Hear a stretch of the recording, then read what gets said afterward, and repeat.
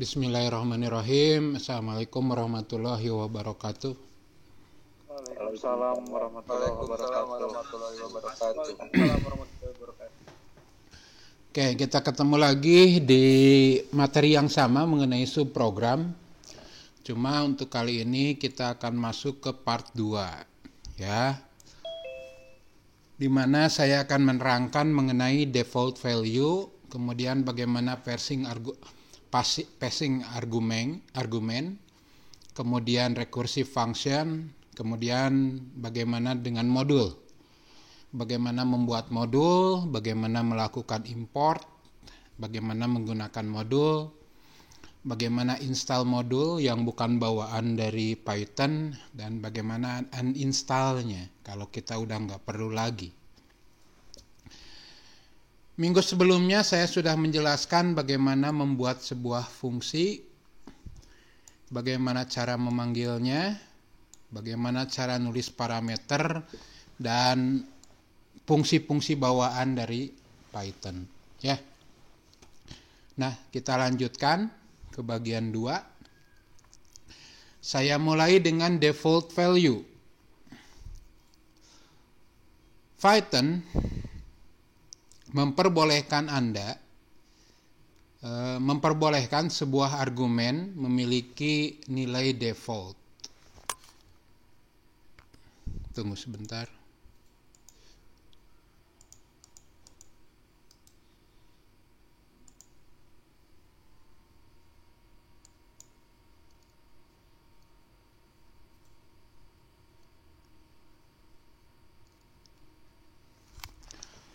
Nilai default ini akan digunakan jika nama argumen tidak dipanggil ketika pemanggilan subprogram, baik fungsi atau prosedur.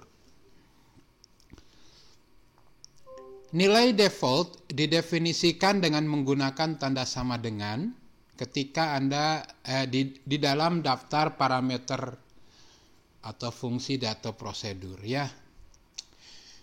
Salah satu contoh fungsi di Python yang memiliki nilai default adalah print.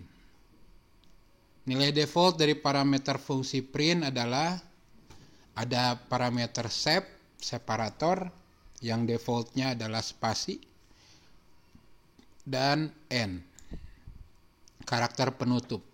Ya, biasanya new line, pindah baris. Jadi kalau Anda print tanpa nyebut n-nya apa, maka dianggap pindah baris, gitu ya.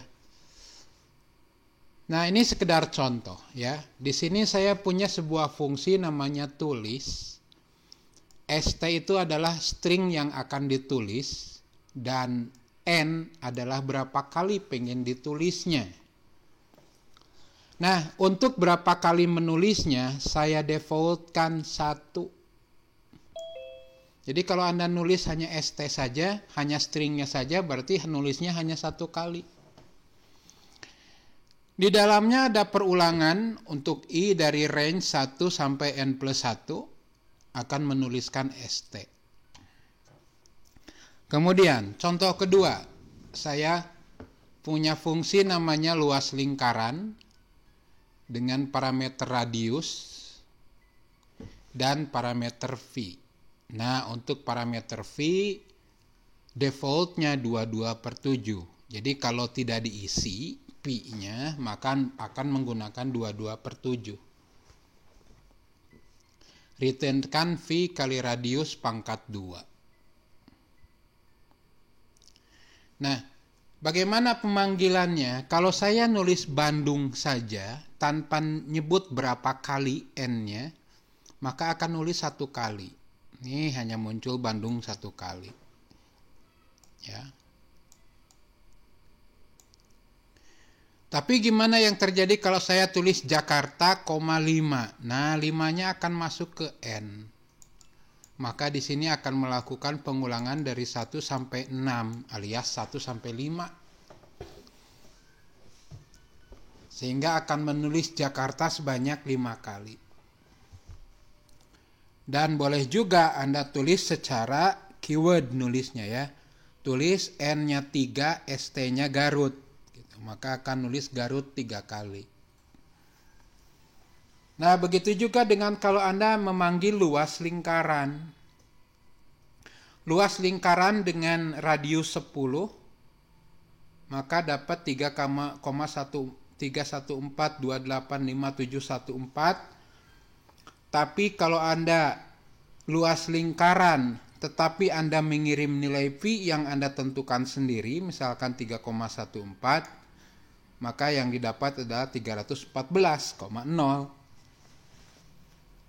Oke, silahkan. Ada yang mau tanyakan mengenai nilai default?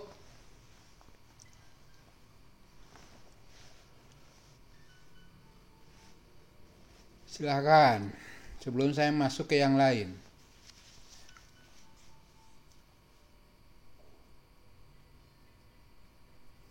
Mudah lah ya. Selanjutnya, bagaimana Anda mengirimkan argumen, mengirimkan data ke dalam suatu fungsi? Ada dua cara, ya, secara teori ada dua cara, yaitu call by value dan call by reference.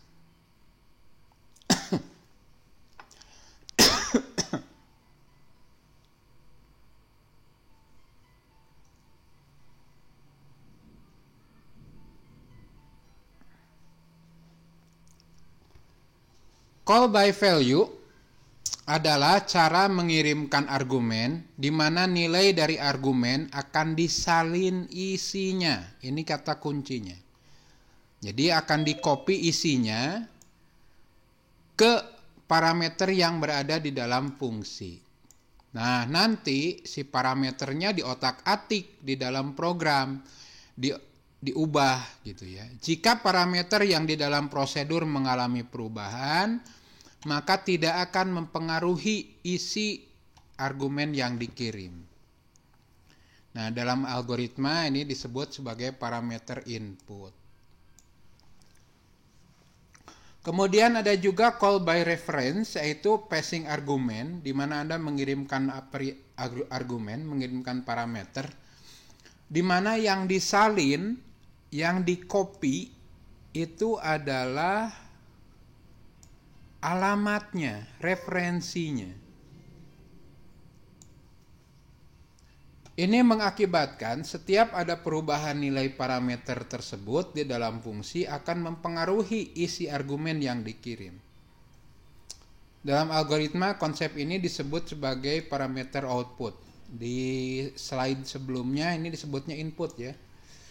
Ini saya coret jadi output, atau dia sifatnya input sekaligus output.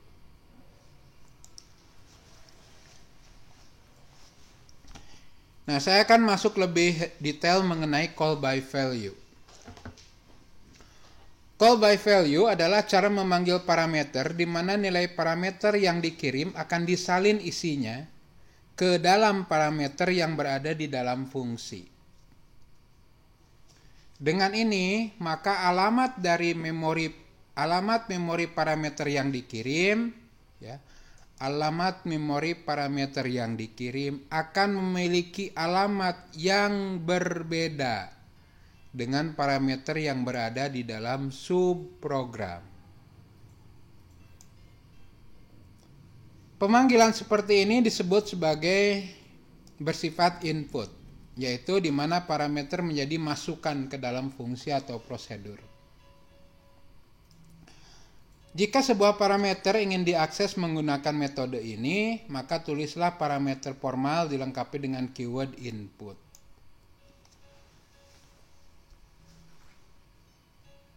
Ilustrasinya seperti ini, ya. Misalkan Anda punya sebuah variabel namanya data di program utama. Kemudian ada sebuah fungsi yang inputannya X. Nah, nanti data itu akan dikirimkan ke X. Nah, untuk sementara kita akan call by value. Apa yang terjadi kalau call by value? Maka Anda punya variabel X di dalam subprogram yang mempunyai memori yang berbeda dari variabel data globalnya. Jadi ini 5, ini pun 5, cuma beda lokasi. Jadi dikopikan, nilainya dikopikan ke sini. Nah, kalau Anda mengubah variabel X di dalam program jadi 20, ini diubah jadi 20, maka yang berubah hanya variabel X. Dan variabel utama, variabel data tidak berubah, dia masih tetap 5. Karena nunjuk ke data alamat yang berbeda.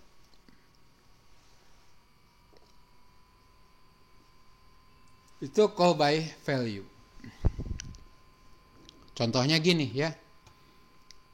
Di sini ada program demo call by value. Saya punya data global tipenya integer. Berarti di memori ada nih sebuah data, namanya sebuah tempat di memori yang nunjuk ke data. Kemudian kita punya prosedur, misalkan tulis double, di mana yang di double-nya yang jadi inputannya adalah X, sifatnya input. Algoritma di dalamnya X-nya dikali 2 diubah, kemudian ditampilkan X-nya. Nah, program utamanya kita punya data nilainya 10.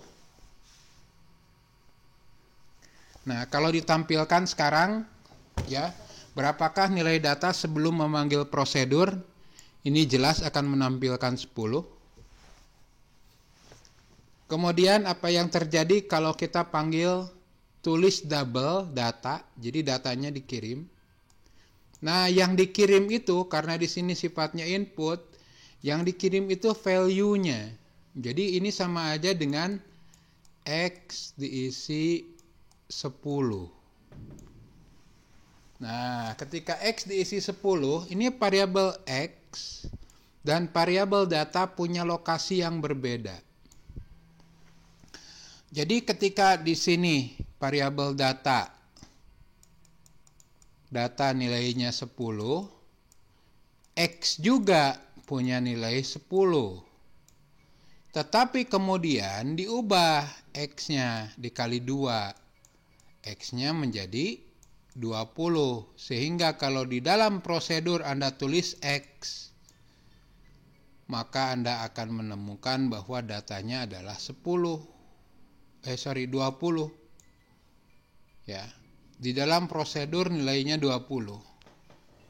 Nah, setelah pemanggilan prosedur, di-outputkan lagi datanya. Maka jangan aneh kalau ketemunya 10. Kenapa? Karena yang tadi punya lokasi yang berbeda. Itu call by value.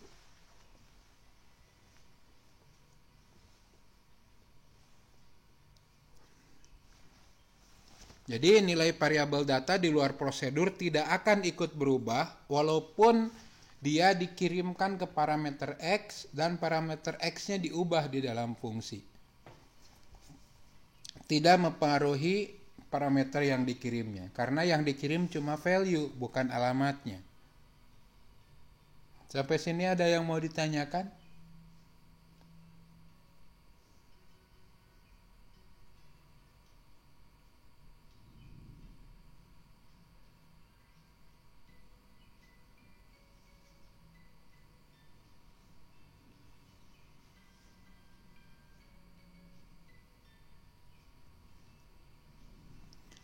Oke, saya lanjutkan dengan call by reference. Kalau call by reference yaitu cara Anda mengirimkan parameter di mana yang dikirim ke parameter prosedurnya adalah alamatnya, bukan value-nya. Ini akan mengakibatkan setiap ada perubahan di parameter tersebut di dalam fungsi atau prosedur, maka akan mempengaruhi variabel yang menjadi argumen yang dikirim. Pemanggilan parameter seperti ini bisa bersifat output saja atau bersifat input sekaligus output. Jika sebuah variabel formal ingin diakses menggunakan metode ini, maka awalilah penulisan parameter menggunakan output atau input sekaligus output. Contoh ilustrasinya gini, saya punya variabel data nilainya 5. Kemudian ada pemanggilan nih. Ada fx, di mana x-nya diambil dari data. Nah, ketika x dikirim menjadi data, ketika data dikirim menjadi x, maka x juga nunjuk ke alamat yang sama. Ya, jadi ada dua variabel yang nunjuk ke lokasi yang sama. Nah, diubah x-nya. X di dalam subprogram diubah menjadi 20. Nah, ini diubah jadi 20. Nah, apa yang terjadi dengan di memori? Maka kalau Anda manggil X 20, Anda manggil data global pun 20. Ya, ilustrasinya itu ya. Sehingga contohnya seperti ini. Tulis double, ininya input output, X dikali 2 outputkan di dalam prosedur. Data adalah 10. Kalau sebelum memanggil prosedur, tampilkan datanya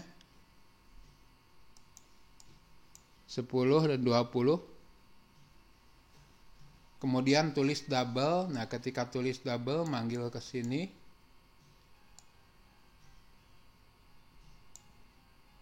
Kemudian datanya masuk ke parameter sini sebagai input dan output. Maka di sini dikali 2. Jadi 20 ditampilkan di dalam X 20. Nah, di luar program pun dia akan tetap 20. Nah, itu ya. Silahkan, ada yang mau ditanyakan? Enggak.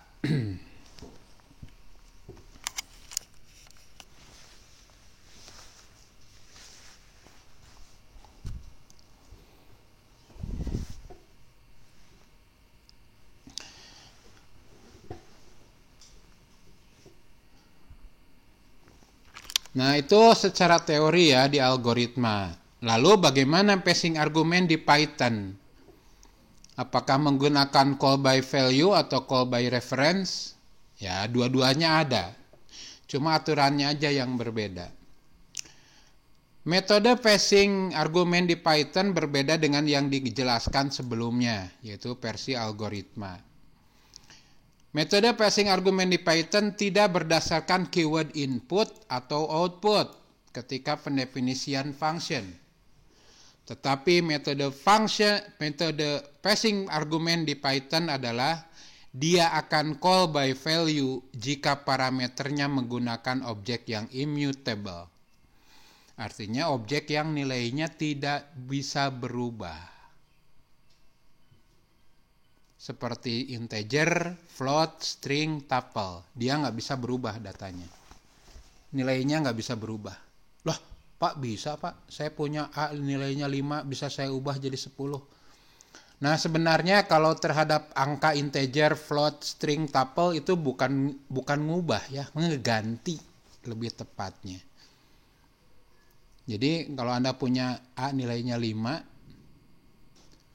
kemudian Anda ubah A-nya menjadi 10, itu sebenarnya bukan mengedit isi, tapi mengganti. Nah, pemanggilan passing argumen di Python akan call by reference jika parameternya menggunakan objek yang mutable, bisa berubah isinya, seperti list, dictionary, dan set. Sekedar membuktikan ya, apakah sebuah tipe itu adalah immutable atau mutable, boleh berubah atau tidak boleh berubah. Anda bisa gunakan fungsi namanya ID. Jadi setiap objek di Python akan memiliki ID. Nah, objek immutable adalah objek-objek yang tidak bisa berubah isinya, tapi bisa diganti. Jadi yang sebenarnya terjadi adalah mengganti. Buktinya seperti ini, ya. Nggak kerekam. Kerekam. Buktinya seperti ini. Saya buka idle dulu. Saya punya variabel A, nilainya 10. Kalau saya lihat ID-nya, ID dari objek A, maka objek A itu punya referensi di 14890255152. Kalau saya ubah A-nya menjadi 20, Anda bisa lihat ID dari A berubah, tidak lagi sama. 5152 jadi 5312. Ini artinya objek A itu tipenya apa ya? Nah, objek integer itu immutable, tidak boleh berubah. Yang boleh adalah ngeganti. Begitu juga dengan string. Saya punya kota, isinya Bandung. Kalau saya lihat ID-nya, ID dari kota, dapat tuh 64886944. Kalau saya ubah kotanya menjadi Jakarta,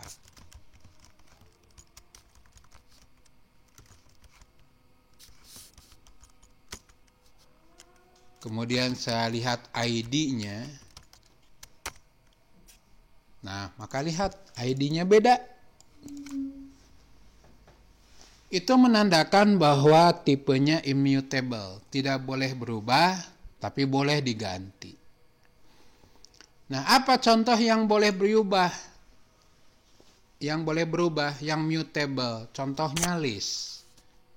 Misalkan saya punya data adalah sebuah list. Nah, kita setting nih, ini list kosong. Tampilkan datanya, kosong. Lihat ID-nya. ID-nya 649445520. Nah, saya tambah datanya.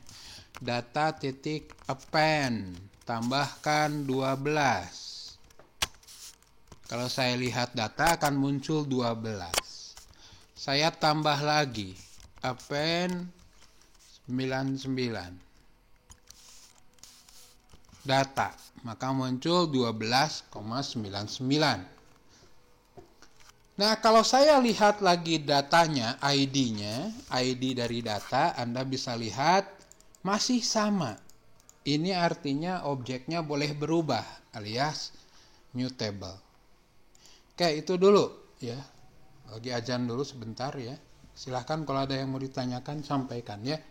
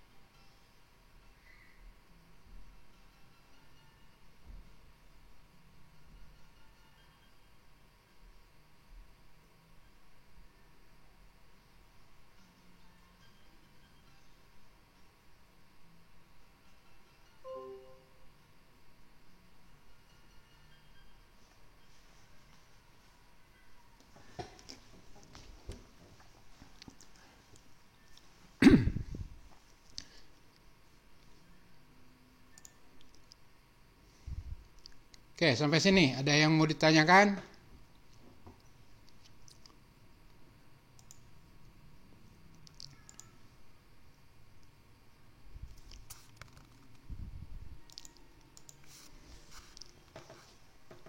ini contoh ya yang tadi yang integer.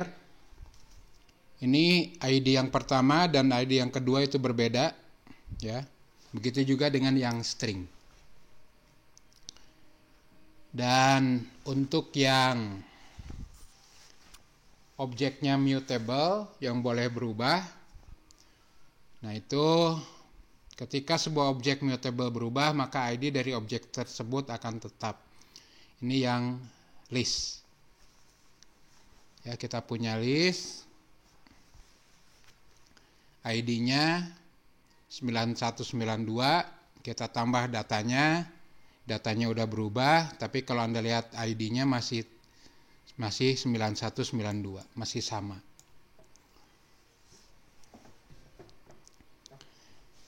Nah, ini contoh call by value di Python.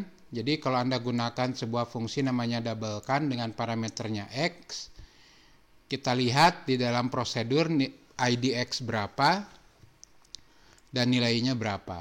Kemudian X-nya dikali 2, diubah nilainya.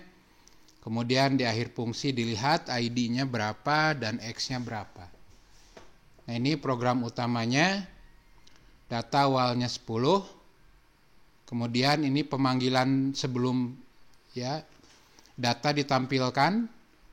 Dilihat ID-nya dan berapa datanya. Jadi kalau sekarang dijalankan ID-nya segini, nilainya 10.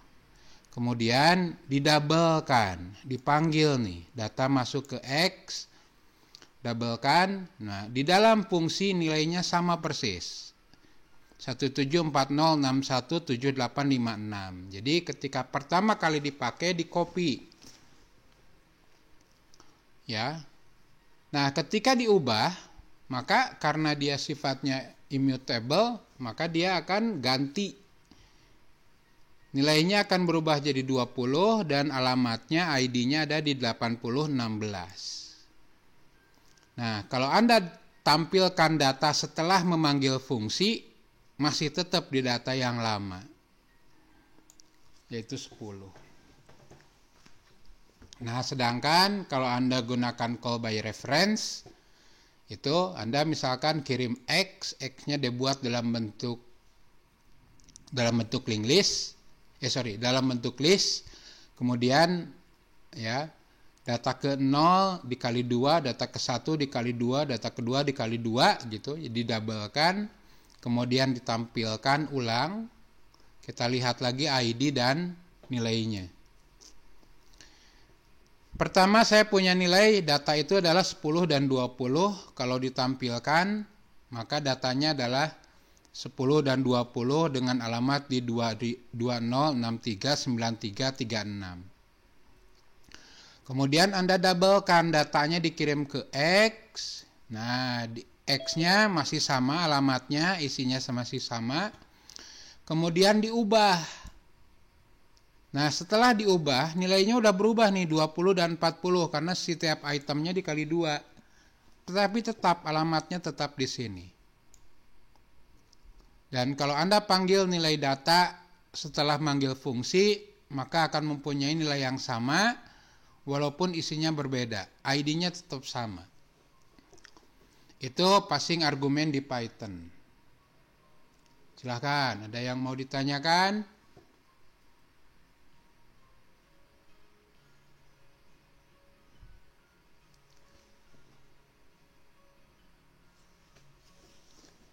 Oke, selanjutnya adalah recursive function. Recursive function adalah fungsi yang di dalamnya memanggil fungsi itu sendiri. Contoh klasik recursive function dapat ditemukan di ilmu matematik dan yang paling terkenal adalah faktorial. Di mana faktorial biasanya didefinisikan sebagai berikut. N faktorial didapat dari N dikali N kurang 1 faktorial. Ya, begini. 5 faktorial didapat dari mana nih? didapat dari 5 dikali 4 faktorial gitu. Nah, itu sebagai contoh. Lihat, ketika Anda ngitung faktorial, di dalamnya Anda ngitung faktorial. Nah, ini fungsi rekursif. Jadi sebuah fungsi yang manggil itu sendiri, ya. Manggil fungsi itu sendiri. Di mana ada sebuah batasan bahwa 0 faktorial adalah 1. Contoh, jadi kalau Anda punya 4 faktorial, itu sama aja dengan 4 dikali 3 faktorial. Dan 3 faktorialnya sendiri itu adalah 3 dikali 2 faktorial. 2 faktorial itu adalah 2 kali 1 faktorial. 1 faktorial adalah 1 dikali 0 faktorial. Nah, setelah Anda 0 faktorial, ada kondisi di mana 0 faktorial menghasilkan 1. Berarti sama aja dengan 1 dikali 1. Maka akan menghasilkan nilai 1. Berarti 1 faktorial ini menghasilkan nilai 1. Kemudian, ya, nilai 1 tadi dikali dengan 2. Ya, ini karena ini 1 faktorial itu menghasilkan 1 dikali 2 dapat 2. 2 faktorial itu adalah 2, maka dikali 3 dapat 6.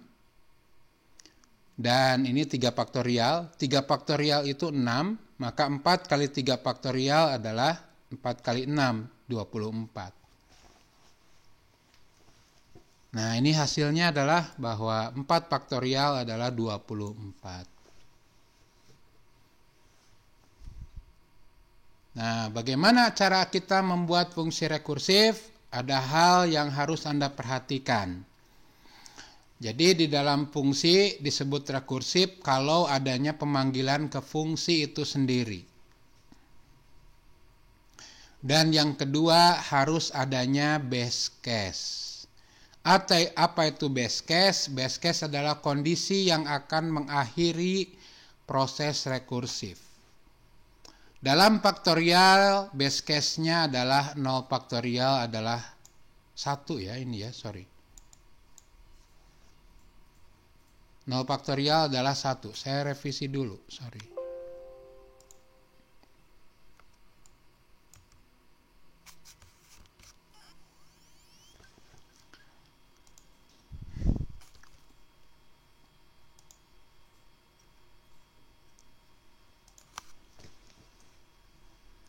Nol faktorial adalah 1.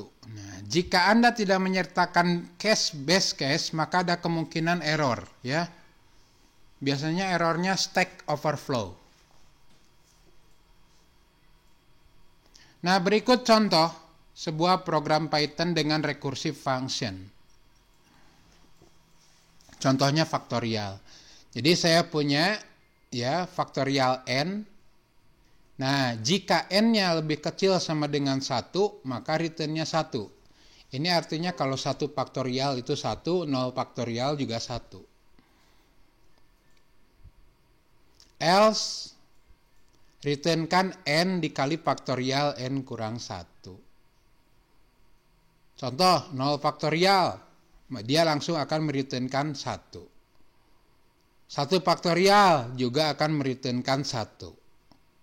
Kalau 2 faktorial, nah maka akan menghasilkan 2 dikali faktorial 1. Ketika faktorial 1 akan menghasilkan 1, berarti 2 kali 1 akan menghasilkan 2. Ketika 3 faktorial adalah 3 dikali 2 faktorial. 2 faktorialnya adalah 2 kali 1 faktorial. 1 faktorialnya adalah 1. Berarti 3 kali 2 kali 1, 6. Ini hasilnya ya. 3 faktorial 6, 4 faktorial 24, 5 faktorial 120. Jadi kira-kira ya seperti ini ya. Saya coba buat di sini, buat sebuah file. Saya beri nama dulu faktorial. Saya buat sebuah fungsi namanya faktorial n. Nah, di sini saya buat base case-nya. If n lebih kecil sama dengan 1, maka returnkan 1. Jika enggak, maka returnkan faktorial n adalah n dikali faktorial dari n kurang 1.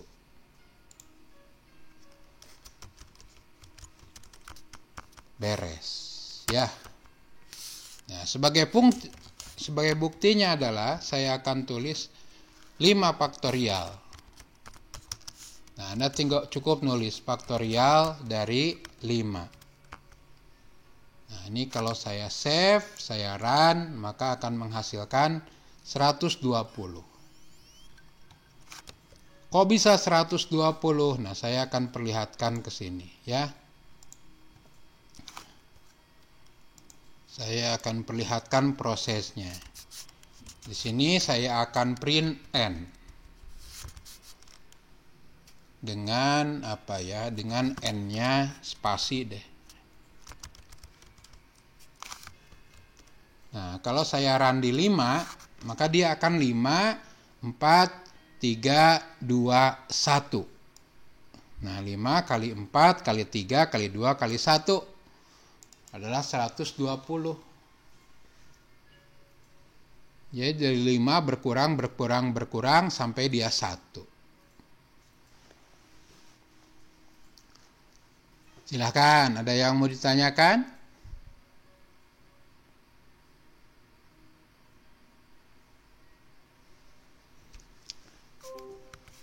Contoh lain, ya. Contoh lain dari fungsi rekursif adalah deret Fibonacci.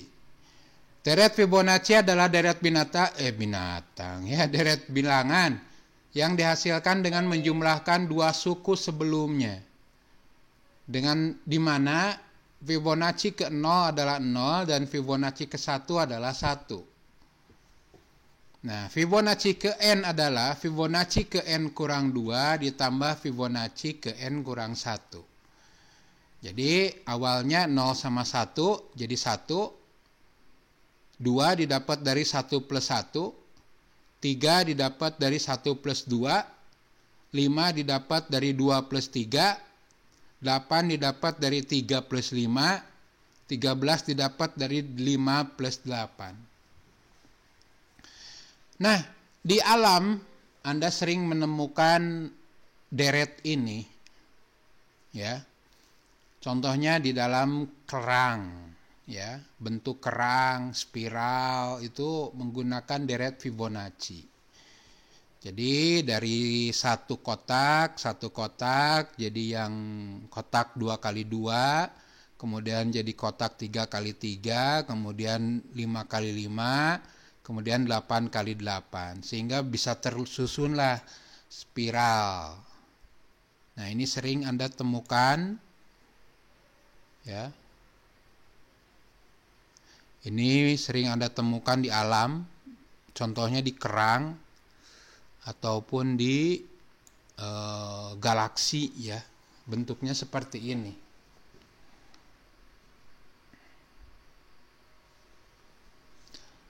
Nah, bagaimana rekursifnya?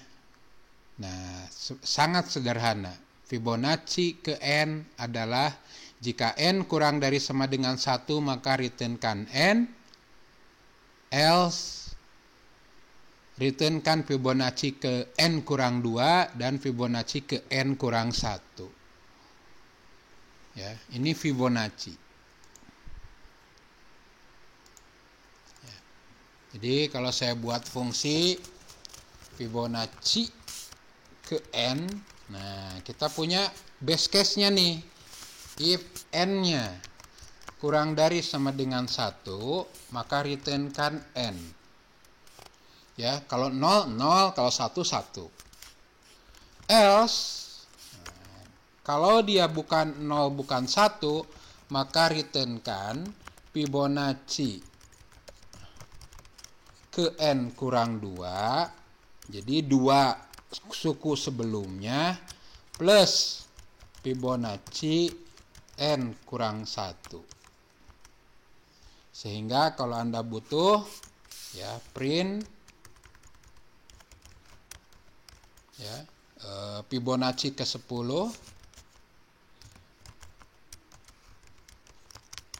maka Anda dapat Fibonacci ke-10, maka akan didapat dari Fibonacci ke-8 plus Fibonacci ke-9. Nah, dapat 55 nih. Mana buktinya? Nah, saya akan tampilkan berulang deh.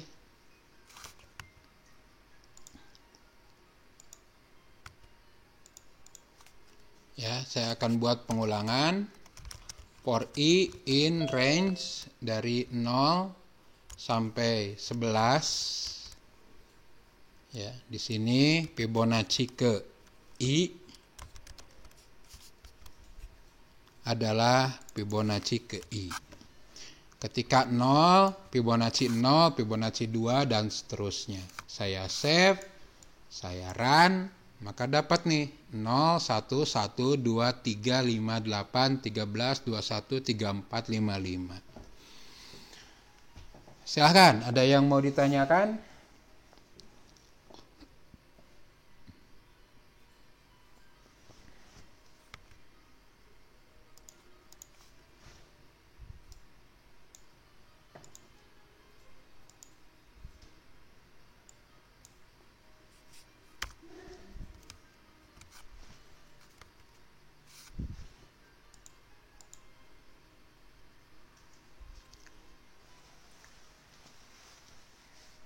Oke, itu contoh yang paling umum digunakan ketika Anda belajar rekursif.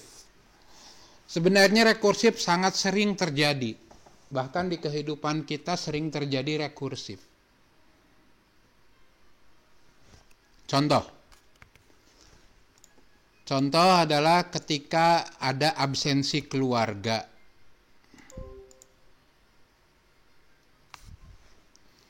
Contoh, ini silsilah keluarga, Adi punya anak Budi, Cecep, dan Asep. Budi punya anak Deden dan Enda. Enda punya anak Maman dan Nano. Cecep belum punya anak. Kemudian ada Asep punya anak yaitu Firman. Bagaimana cara Adi untuk memanggil seluruh anggota keluarganya? Nah, seharusnya jangan Adi doang yang melakukan, tapi ditugasin. Adi, dia cuma ngenalin, oke, nama saya Adi. Udah gitu ketika urusannya dengan Budi, Adi nyuruh, Bud, panggil anak-anakmu, panggil keluargamu. Maka Budi akan ngomong, nama saya Budi. Nah, kemudian karena dia punya anak, dia akan nyuruh anaknya, kamu anak, Deden, Enda, silakan kenalin diri dan keluarga kamu. Nah, Deden juga akan manggil keluarga dia. Enda juga akan manggil keluarga dia. Nah itu, jadi cukup satu orang yang nyuruh. Adi nyuruh ke anak-anaknya, nanti anak-anaknya akan nyuruh anak-anaknya, dan anak dari anak-anaknya nyuruh anak dari anak-anaknya. Tuh, udah banyak ya. Prosedur panggil anggota keluarga, yang dipanggil adalah kepala keluarganya. Outputkan nama kepala keluarga dulu. Jadi kalau Adi itu, nama saya Adi. Nah, kemudian diperiksa. Untuk setiap anak yang berada dalam daftar anak dari Adi, yaitu Budi, Cecep, dan Asep, ya, disuruh manggil diri sendiri, ya, panggil anggota keluarga anaknya. Jadi nanti ketika Adi nyuruh Budi, Budi akan manggil anaknya. Anak Budi akan manggil lagi anaknya Budi. Nah, jadi cukup dengan satu kali panggil, dengan memanggil gini doang ya. Panggil anggota keluarga Adi. Ya, panggil anggota keluarga Adi, maka apa yang terjadi? Adi akan memperkenalkan diri, nama saya Adi. Karena dia punya anak, maka Adi akan nyuruh Budi, panggil anakmu. Maka Budi akan manggil dirinya sendiri dan dia akan manggil anak dari Budi, yaitu Deden. Den, panggil anggota keluargamu, Den.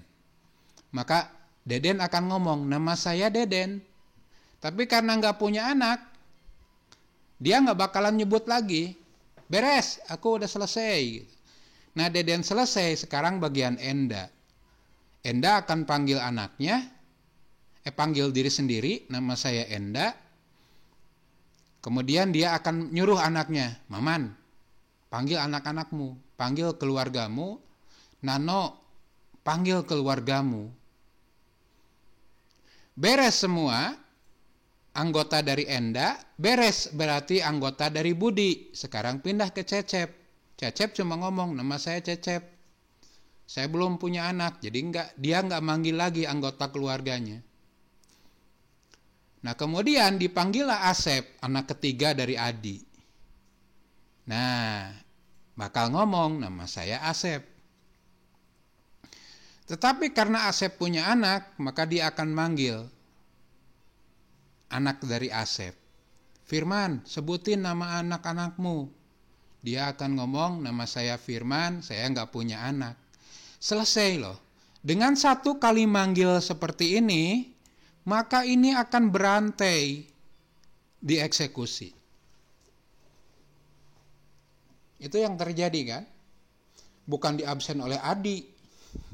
Tapi Adi akan nyuruh anak-anaknya untuk absen keluargamu, absen keluargamu, absen keluargamu. Nah, nanti anak dari Adi juga akan manggil lagi anak dari anak Adi, cucu-cucunya. Ada yang mau ditanyakan? Mulai ribet ya. Oke, contoh lain. Tapi nggak tahu nih ini ada yang bisa atau enggak ya. Cuma idenya masuk akal. Seorang magician, seorang tukang sulap, memiliki kemampuan mengetahui masa depan, tapi terbatas, hanya bisa 2 menit. Jadi, bagaimana caranya agar dia bisa mengetahui masa depan yang lebih panjang? Jadi, contoh kasus gini, ya. Ada seorang pesulap bisa tahu masa depan 2 menit ke depan. Dia dimintain bantuan oleh pemerintah. Ada ini nih, ada apa sih? Ada ancaman bom nuklir di kota Bandung. Tahu sih di Bandung, gitu. Cuma nggak tahu di mana disimpannya bomnya. Coba deh kamu ramal di masa depan itu meledaknya di mana.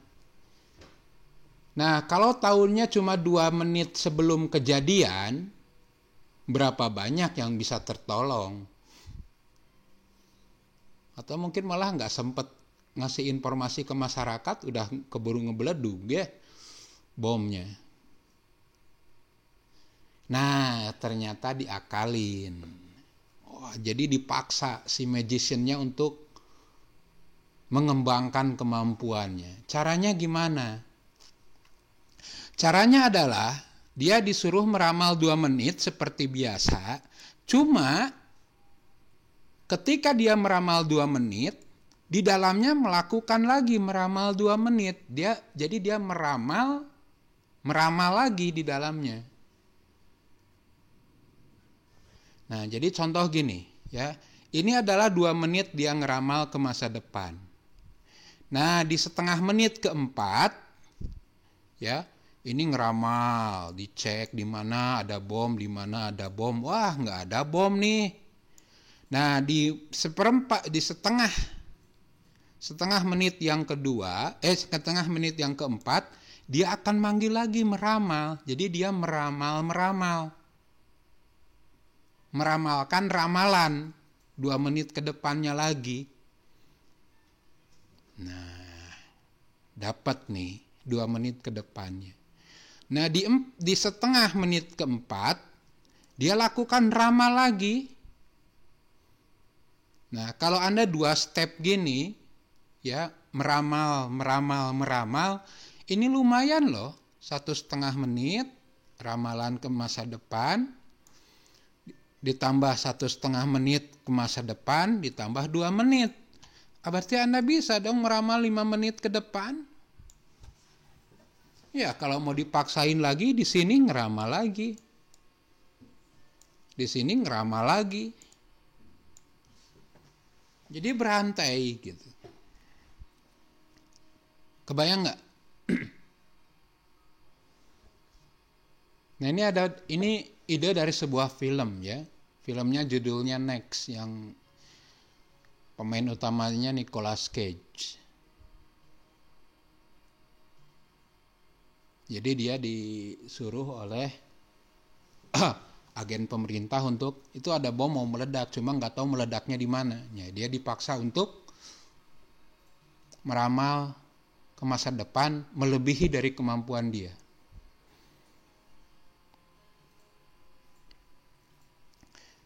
Itu rekursif. Jadi ketika dia meramal, dia meramalkan meramal gitu.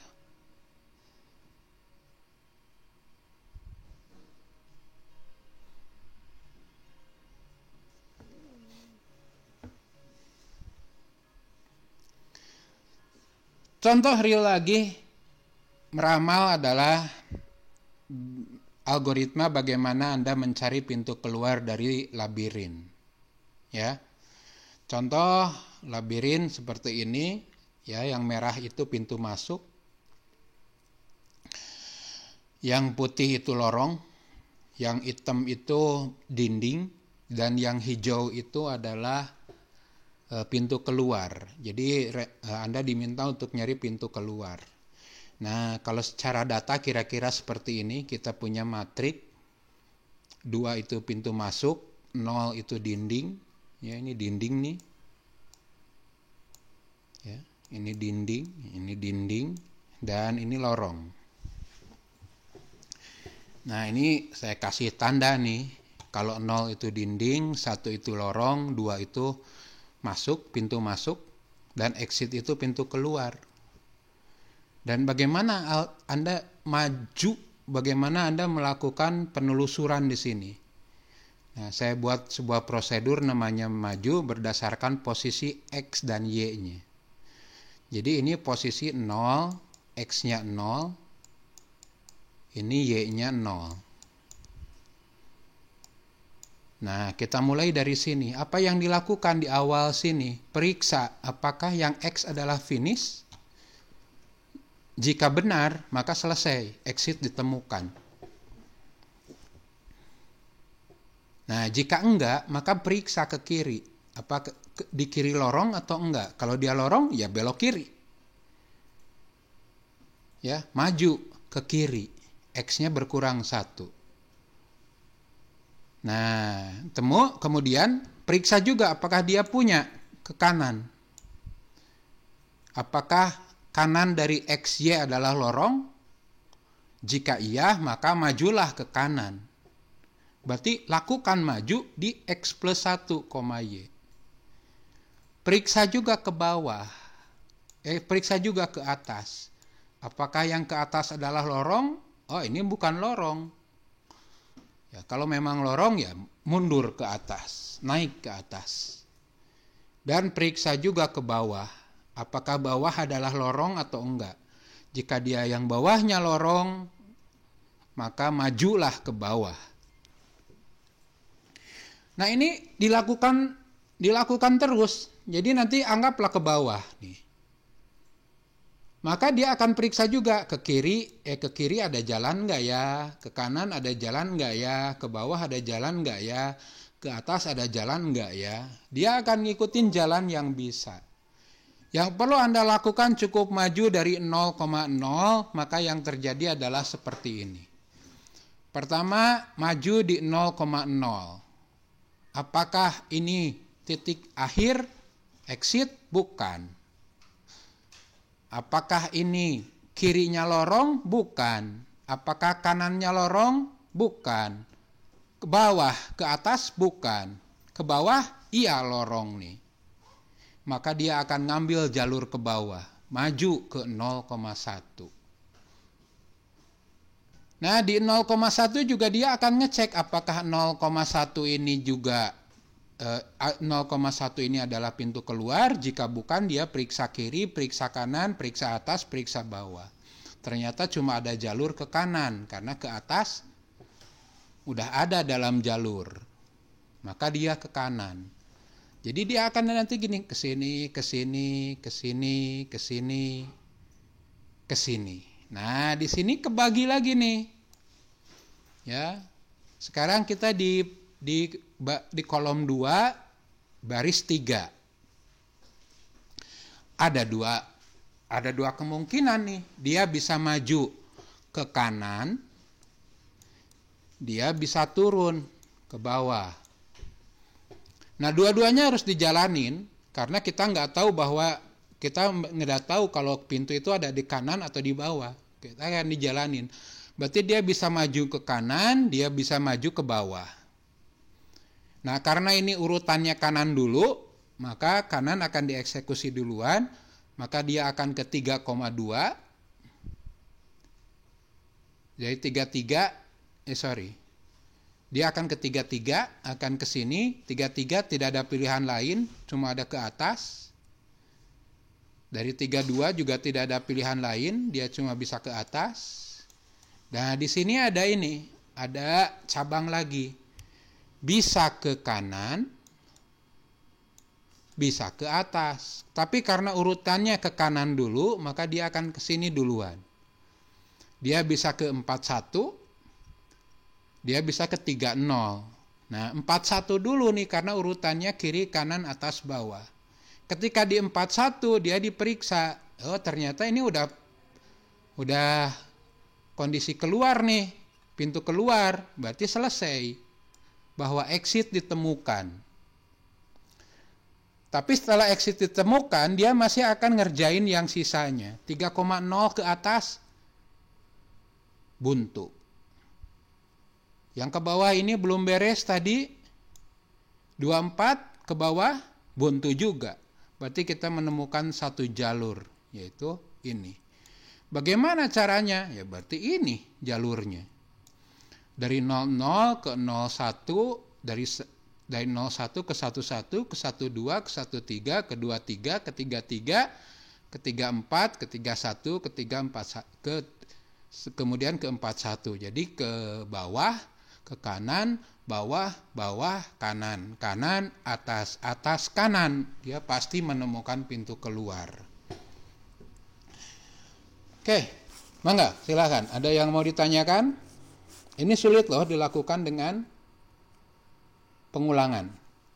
Tapi akan lebih sederhana jika Anda lakukan ini dengan rekursif. Silakan, ada yang mau ditanyakan?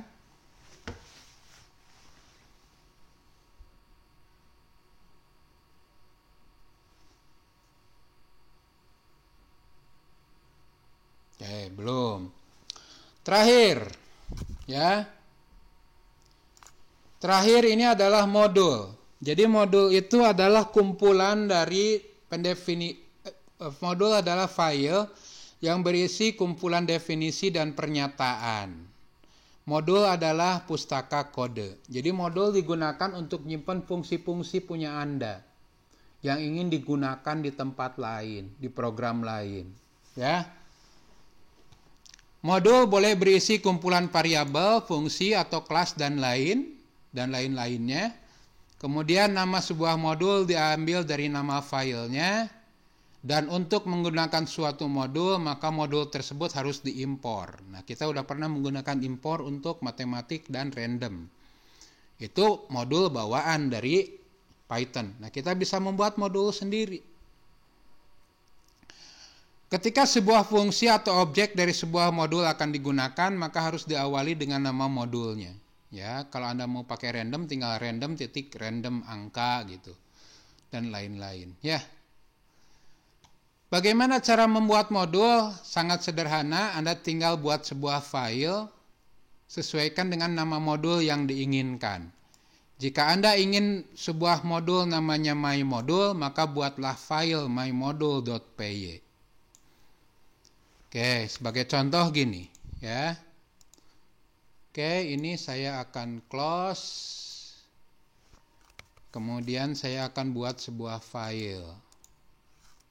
Nah, saya isi supaya nggak terlalu lama. Saya akan copy saja isinya.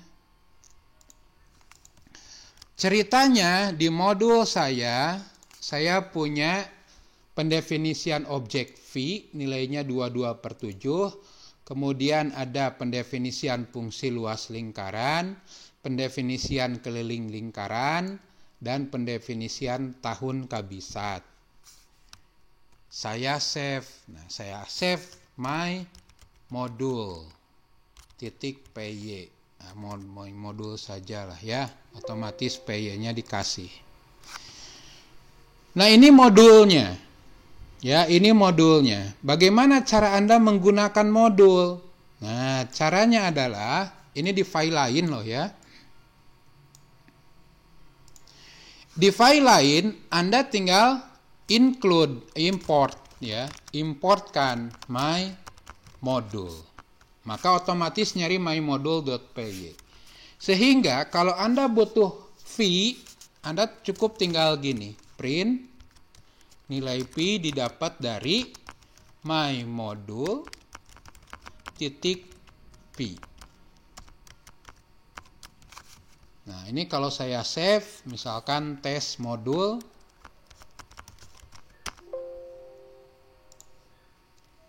Nah, kalau ini saya jalankan, maka muncul V adalah 3,1428 sekian. Nah, saya nggak harus nge-create lagi variabelnya karena udah ada di dalam modul. Begitu juga kalau saya ingin keliling atau saya ingin luas lingkaran, saya tinggal pakai luas didapat dari my modul titik luas lingkaran dengan radius 10. Jadi Anda nggak harus create lagi fungsi, nggak harus create lagi. Anda tinggal simpan fungsi-fungsi Anda dalam library alias masukin dalam modul, nanti tinggal pakai. Tinggal pakai seperti ini ya. Saya save, saya run, dapat nih pi-nya sekian, luasnya sekian. Anda ingin cari tahu tahun 2000 itu kabisat enggak ya? Print 2020 kabisat. Nah, my modul kabisat 2020. Save, saya run. Oh, ternyata 2020 memang kabisat. Kalau 2021 saya run. 2021, oke, saya belum ganti intinya ya. Ininya nih, oke. Saya run. 2021 kabisat adalah false. Nah, inilah cara pakainya ya. Jadi Anda tinggal lakukan import, udah gitu Anda tinggal pakai. Nah, ini cara import yang pertama, import my module. Ya. Nah, boleh juga nih kalau Anda terlalu capek nulis my module, boleh Anda aliaskan pakai S. Anda pakai namanya my. Berarti nanti manggilnya cukup pakai my saja. Ya. Jadi my titik v, my titik luas lingkaran, my titik kabisat. Ini kalau di run hasilnya sama. Dan kalau Anda ingin lebih sederhana lagi, maka importnya jangan gini. Kalau Anda ingin lebih sederhana lagi, ya Anda gunakan from my module import. Nah, Anda pengen ngambil apa nih? Oh, saya ingin ngambil v dan luas lingkaran. Nah, maka yang terjadi adalah kalau Anda butuh P tinggal panggil V. Kalau Anda butuh luas lingkaran tinggal panggil luas lingkaran. Tidak harus menuliskan nama depan modulnya. Jadi ini kalau saya save, saya run, ya hasilnya ini V dan luas. Nah, terserah Anda senangnya yang mana. Mau pakai from modul import atau mau pakai import saja. Oke, silahkan. Ada yang mau ditanyakan? Ini kalau Anda menjalankan ini nggak dikenal ya. Kalau Anda menjalankan print, kabisat, nggak dikenal. Ya, kabisatnya nggak dikenal, kenapa? Ya karena nggak diimport. Ya, kalau Anda import kabisat, baru mau.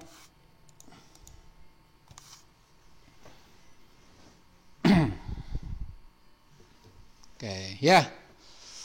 Selanjutnya, membuat modul sudah, mengimport modul sudah, ya. Nah, terkadang Anda ingin memanfaatkan modul bawaan dari Python. Nah, Python punya yang namanya built-in modul. Kalau kemarin built-in function, fungsi-fungsi bawaan dari Python yang nggak harus diimport. Bisa Anda langsung pakai. Nah, kalau built-in modul adalah modul-modul yang terinstall ketika Anda menginstal Python. Jadi bawaan dari Python. Ini ada ratusan. Ya, kalau Anda lihat sini, saya ubah dulu. Kalau saya klik di sini, Anda bisa lihat inilah modul-modul bawaan dari Python. Ada modul ABC, ada modul array, ada modul base, ada modul mana yang biasa kita pakai, matematik, ya, fungsi matematik, random. Nah, Anda bisa lihat. Dan untuk mengetahui modul yang ada, Anda boleh pakai idle. Nah, ketika Anda ada di idle from, Anda gunakan help untuk masuk ke mode help. Ini mode help, help utility. Kalau Anda ingin tahu modul apa yang ada, Anda tinggal tulis modules. Nah, maka si idle akan mencari modul-modul yang dikenal di komputer ini. Ini lagi baca dulu nih, baca sistem Python nih. Nah, inilah modul-modul yang dikenal. Ya. Tadi apa? Random ada nih. Matematik ada. Nah, kalau Anda ingin mengetahui yang matematik, misalkan di matematik ada fungsi apa aja, tinggal tulis nama modulnya. Matematik, di sini ada nih 272 baris katanya. Anda tinggal klik, ya, view. Nah, ini nih. Ya, ada arccos H, asin, dan lain-lain. Ini ada semuanya ya. Random, tinggal tulis random. Nah, ini isinya ya. Ini metode-metode yang ada di random, di modul random. Keluar dari sini Anda boleh tulis quit. Anda kembali ke mode interaktif. Tapi terkadang built-in modul juga kurang. Ya, Anda bisa nginstal modul tambahan.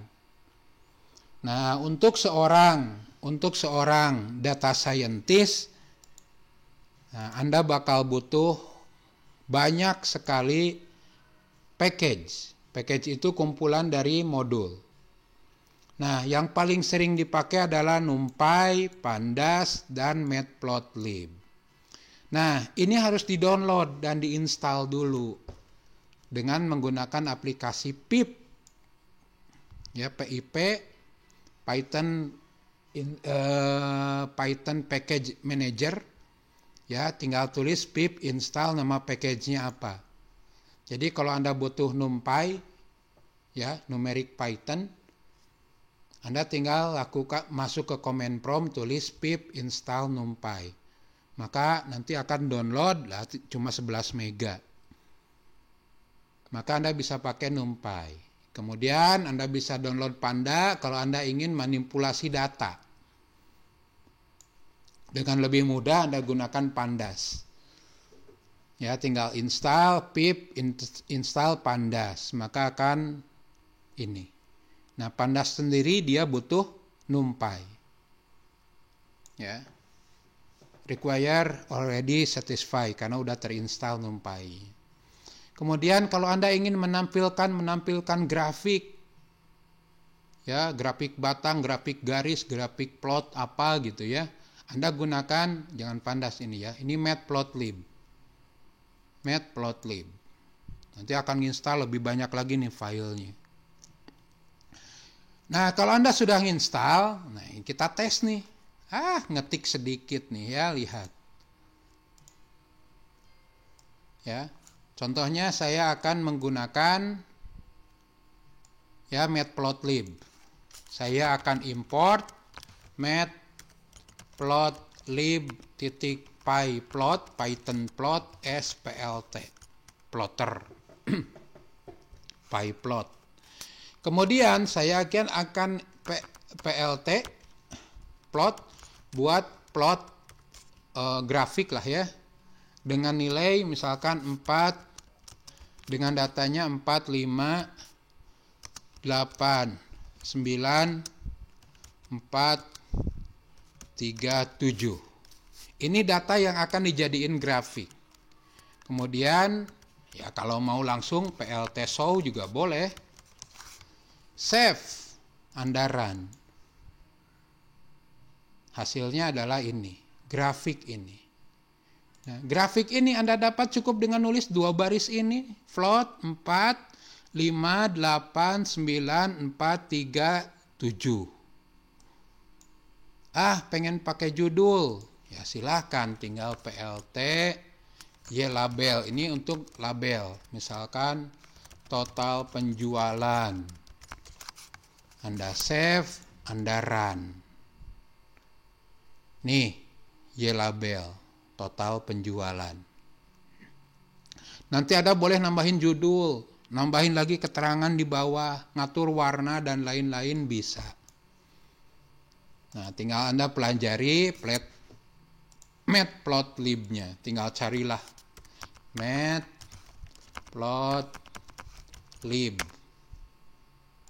Visualisasi with Python, Anda bisa lihat tutorialnya, Anda bisa lihat example-nya. Grafiknya macam-macam, grafik bar, grafik banyak lah ya. Jadi dengan nulis sedikit, ya Anda bisa ngebuat grafik gitu. Nggak harus dipikirin bagaimana ngegambarnya, cuma sebut datanya apa, judul-judulnya mau apa, show, beres, tampil informasinya. Ya, fiturnya udah lengkap.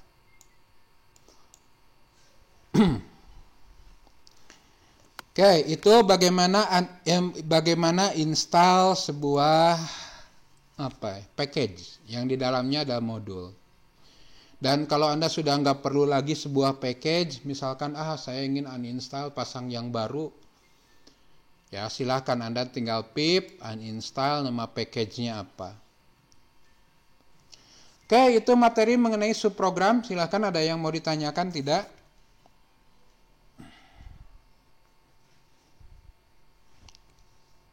Ini pasti bakal kepakai terus ya. Kemudian untuk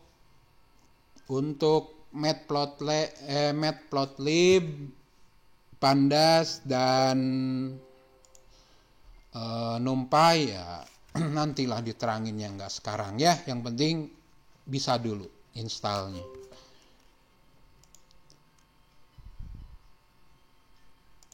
Oke, saya benerin dulu, ada yang masih salah.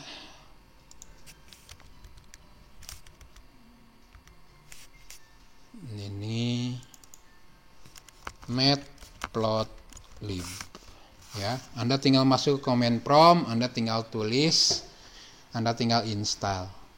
Anda pip install enter, maka akan download. Jadi wajib connect ke internet ya. Oke, silakan dipelajari lagi, dicoba di rumah, boleh Anda tanyakan nanti di praktikum.